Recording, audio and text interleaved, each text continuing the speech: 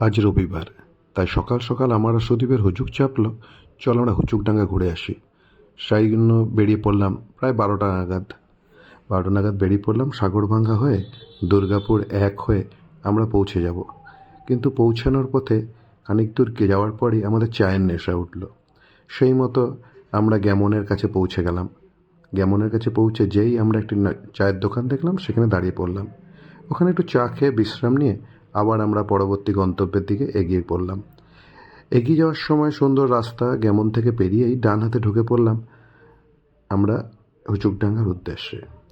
কিন্তু আসল কথা হচ্ছে, হুচুকডাঙ্গায় যাওয়ার সেরকম কোনো সুবন্দোবস্ত নেই যাতায়াতের, তাই গাড়ি বা কার হলেই আপনাদের সুবিধা। তাই খানিকটা যাওয়ার পর আমরা হুচুকডাঙ্গার মোড়ে পৌঁছে গেলাম। এই ক্যানেলটা পেরিয়ে ক্যানেলের গায়ে গায়ে ডান হাতে খানিক দূর পথ এগিয়ে যাব। এগিয়ে যাওয়ার পর আবার বাঁ হাতে। আসলে এখানে আসার জন্য আপনি টোটো বা অটো কিছুই পাবেন না, বা ফিরে যাওয়ার সময়ও কিছু পাবেন না। তাই যারা আসবেন তারা একটু সঠিক খোঁজখবর নিয়ে এখানে আসবেন। এরপরে আমরা যখন পৌঁছেছি তখন দেখলাম অনেক গাড়ি, মোটরসাইকেল, বাইক সমস্ত কিছু ওখানে ভর্তি হয়ে গেছে। হয়তো পিকনিক শুরু হয়ে গেছে। যখন ভেতরে ঢুকলাম দেখলাম বেশ পরিষ্কার পরিচ্ছন্ন, যথারীতি গান বাজছে, পিকনিকও শুরু হয়ে গেছে।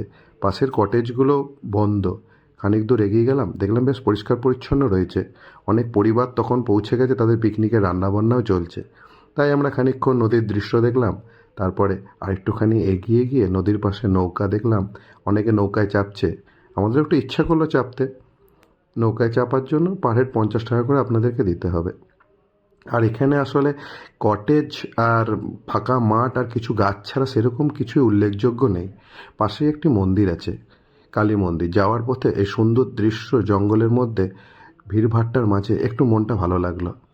তাই ওখানে একটু দাঁড়িয়ে নিলাম। দাঁড়িয়ে আবার আমরা এগিয়ে গেলাম মন্দিরের দিকে। এই দেখুন মন্দিরটি, দাঁড়ান। এই দেখুন মায়ের মন্দির।